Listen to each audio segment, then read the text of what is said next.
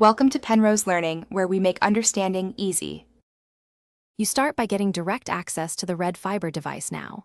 Connect an Ethernet cable or confirm you're on the router's Wi-Fi, then open the router IP or provider app and enter your admin username and current password. You do this now to avoid session timeouts and lost changes. Once logged in, pause and make sure you can see the administration panel. You need that to change credentials securely. Make sure firmware is not mid-update before proceeding.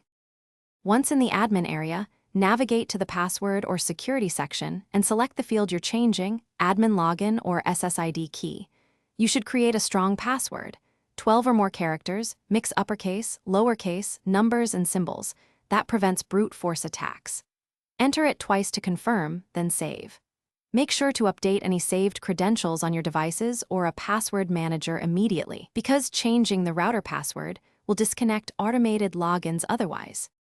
After you apply the new password, the router may prompt for or perform a reboot. Let it finish, and know that devices will drop briefly. You then reconnect each device using the new credentials and update your password manager or secure notes so you don't lose access. If something goes wrong, for example you get locked out, the one reliable recovery is a physical factory reset on the device. Then reconfigure with your ISB credentials. Only use reset as a last resort because it erases custom. Thanks for watching. If this was helpful, leave a like and consider subscribing. See you next time.